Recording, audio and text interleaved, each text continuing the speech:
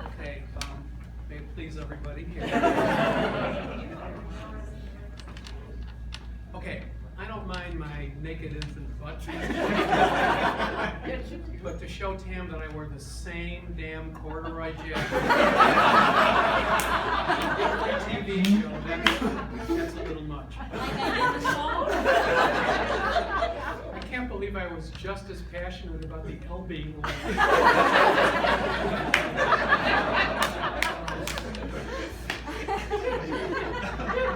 When I started dating Pam, this is rebuttal. When I started dating Tam, I knew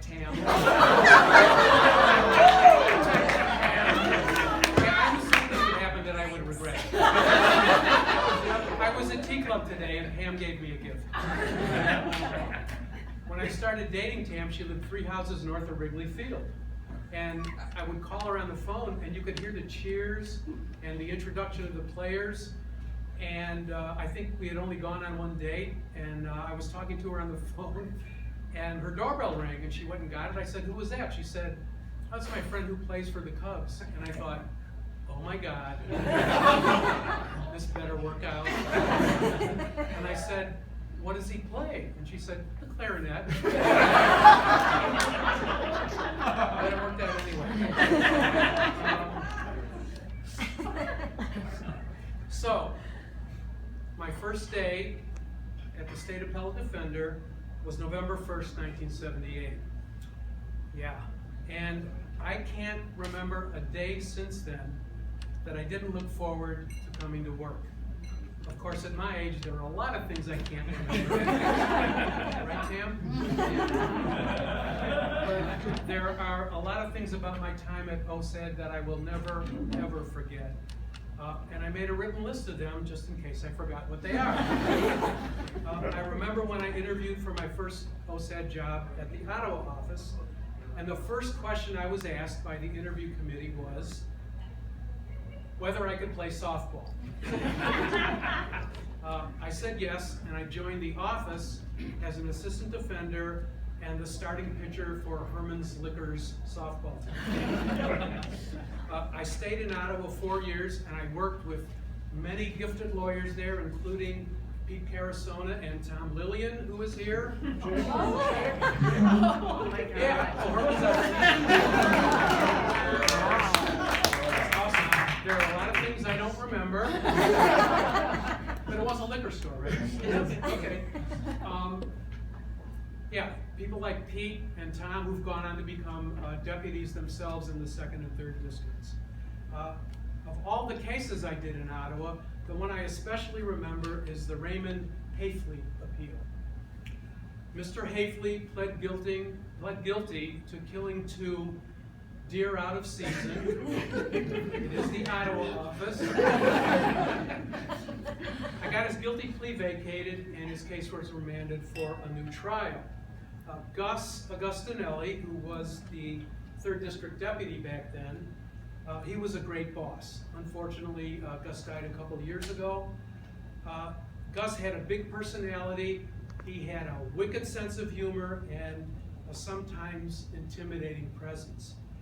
If you worked for Gus, you both really admired him and you really feared him.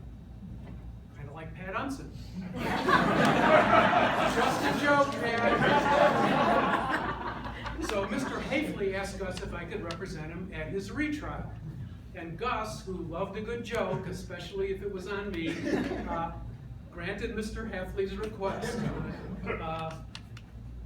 I drove to Putnam County to represent Mr. Hafley at his retrial. I first moved to suppress the deer, which I lost, and the case proceeded to a bench trial. The state called the 2 conservation officers who discovered the deer carcasses in the back of Mr. Hafley's pickup truck. Back then, venue was an element of every offense. It no longer is, but neither officer said the magic words in Putnam County. So I moved for a directed verdict, and the trial court agreed and set Mr. Hafley free.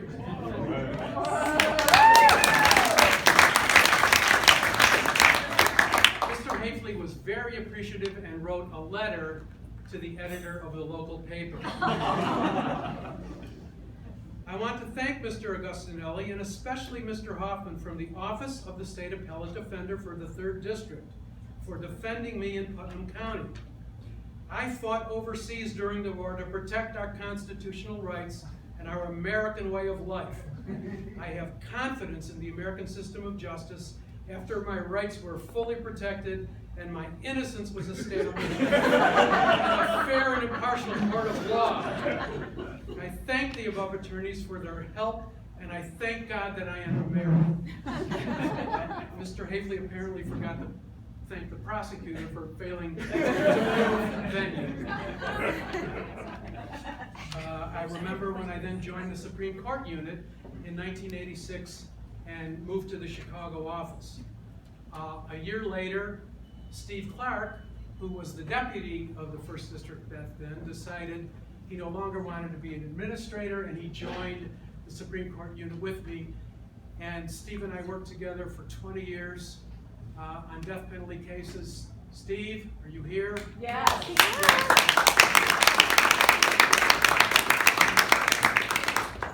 Steve was a great lawyer, did a great job in the death penalty cases. If we wanted extensions of more than 6 months, we had to go to the justices' chambers and bring our supervisor. So for my cases, Steve was my supervisor, and for Steve's cases, I was his supervisor. And the justices never come out.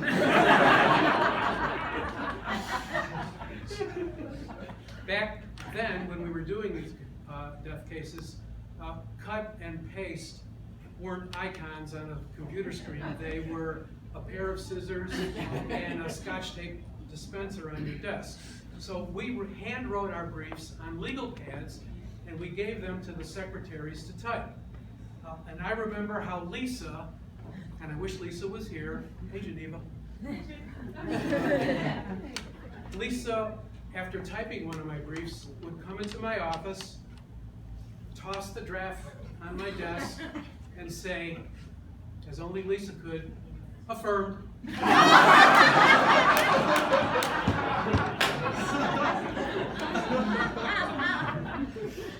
I remember my first visit to death row back in 1980 to meet my client, Walter Stewart.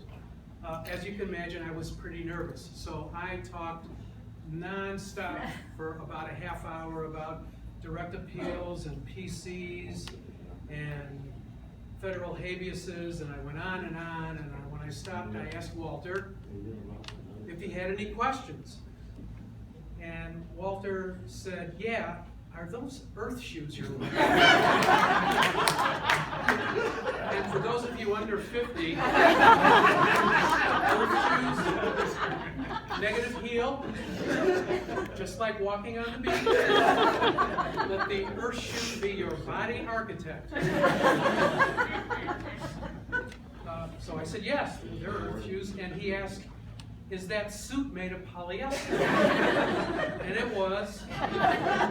And he asked, is it washable? And I said, I don't really know. I've never tried to wash it. Walter said, if you want to be my lawyer, you're going to have to dress a lot better than that. Walter later sent me pages that he tore out of Esquire and with fashion tips, maybe a wider lapel.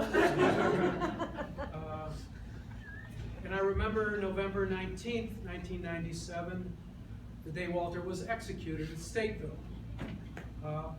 We spent the morning together at the death house.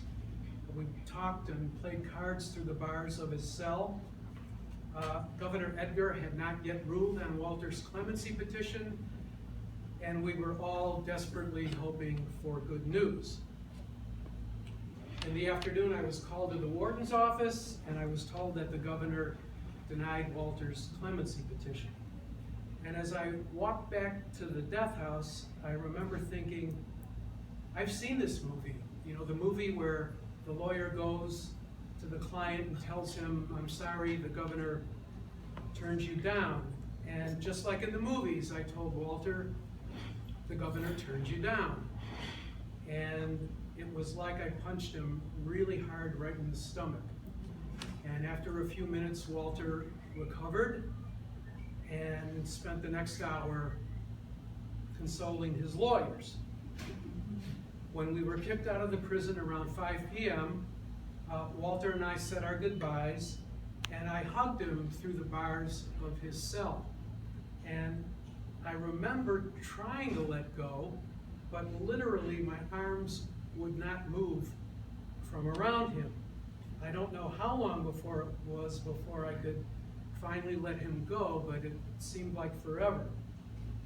It's a really strange feeling to know that the state is going to kill your client and there's absolutely nothing you can do about it. That evening we returned to the prison administration building and we got on the phone with Walter and we talked with him until a few minutes after midnight.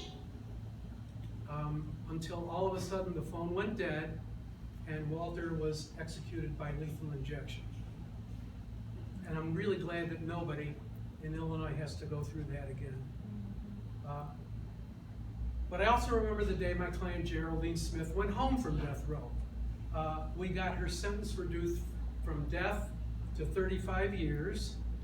She did her time with day-for-day credit and returned to her Southside community, and where she now runs a not-for-profit home for women released from prison. I also remember plotting strategy at a death penalty conference in DC in 2001. Annie Ehrenheim was there with me. That's where we cooked up the idea of a blanket clemency movement, which actually cleared out death row back in 2003 and ultimately led to abolition of the death penalty here. Of all the appeals I did as a lawyer, I still remember my favorite jury question, which reinforced my faith in our jury system. Yeah. In that case, the jury sent a note to the judge. With respect to verdict forms, we were given 4 forms. Do we sign only one, or do we sign 2 forms? And the judge responded, 2 verdict forms. The jurors then sent out another question. Do we sign 2 guilty or 2 not guilty?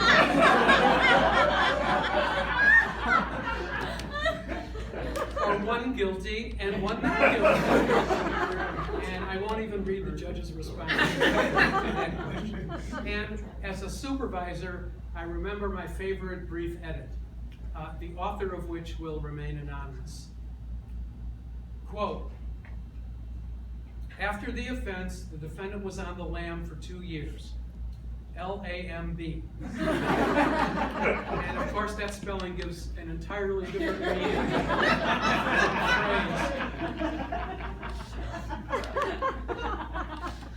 There are other things I remember, like the time Gus asked me to represent his wife Kit, who was charged with walking their dog Harpo without a leash. Or the time I broke the clock in the Illinois Supreme Court courtroom. But those will have to wait until my next retirement party, when I actually leave. There hasn't always been an office of the State Appellate Defender. And I want to acknowledge a couple of people who were instrumental in the creation of the agency. Marshall Hartman is here tonight. Marshall, where are you?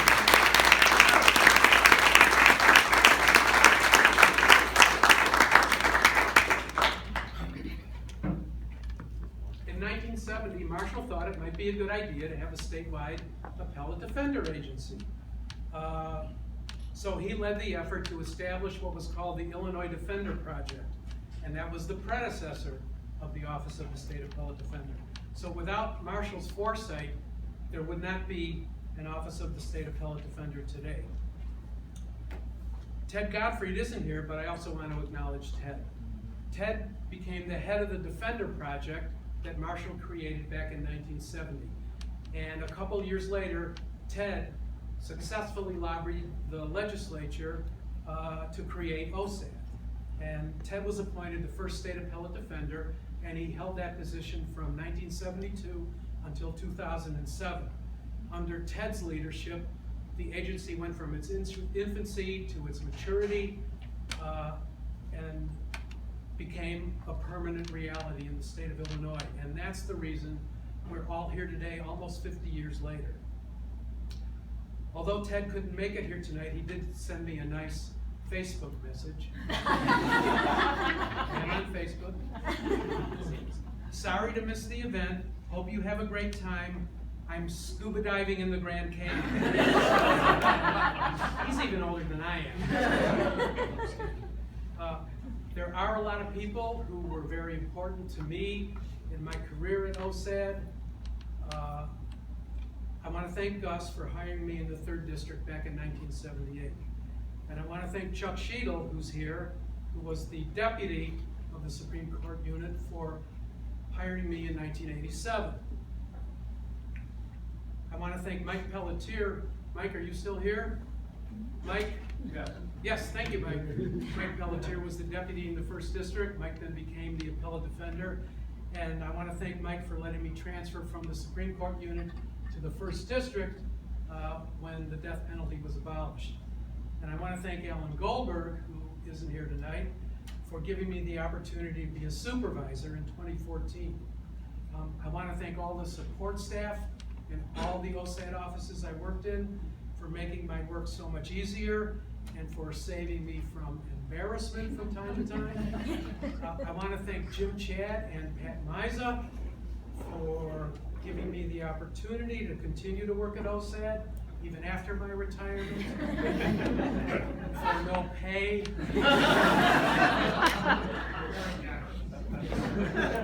And I want to thank my wife Tam, who's there,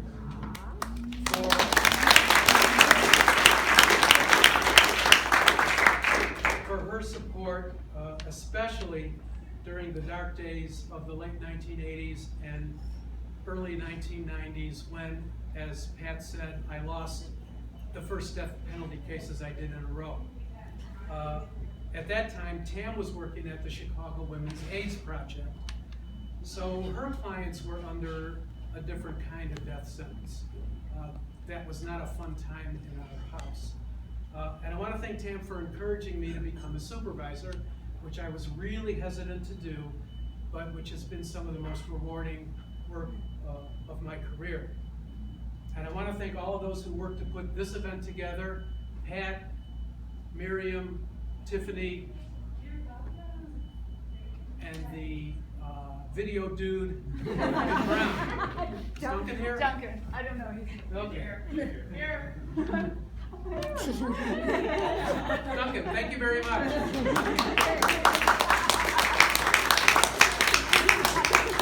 Especially the naked infant heart. Nobody does the hard work of indigent defense alone.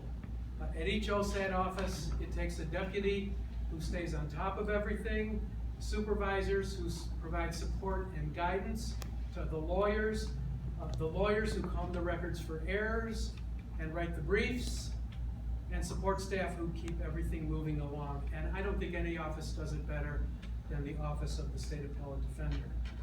It's been an honor and a privilege to collaborate with all the dedicated and talented lawyers that I've worked with, and I have to tell you, it's also just been a lot of fun.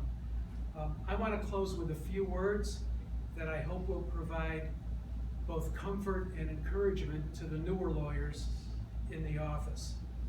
I want to read a few excerpts from my first evaluations.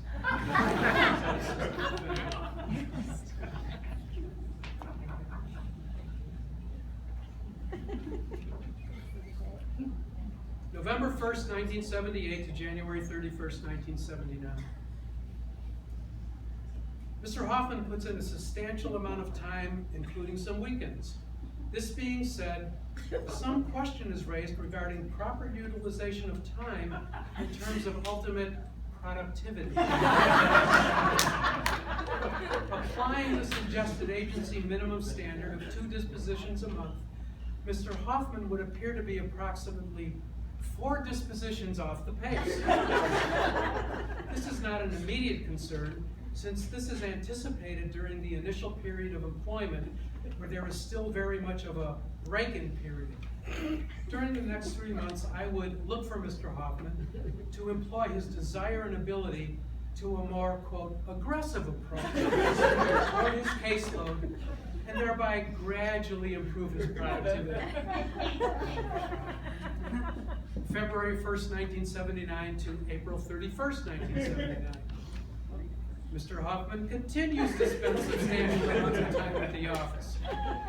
Production was a candid concern of mine in the last evaluation, and unfortunately, this concern has not been totally eradicated. His supervisor has been advised to assist him in addressing this problem. Since another evaluation of Mr. Hoffman is due soon, I would expect significant strides made by that time. September 1st, 1979 to May 30th, 1980. Admittedly, Mr. Hoffman's statistics for this evaluation period are somewhat inflated because of a multi-case state appeal arising from a single ruling. I love those. Even so, it is obvious that he has made much improvement in the handling of his workload. He can now be counted on in this regard. So,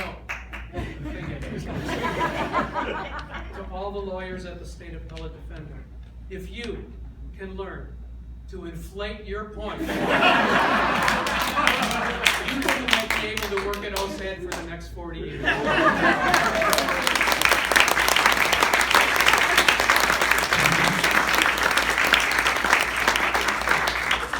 There are no questions. Thank you for listening.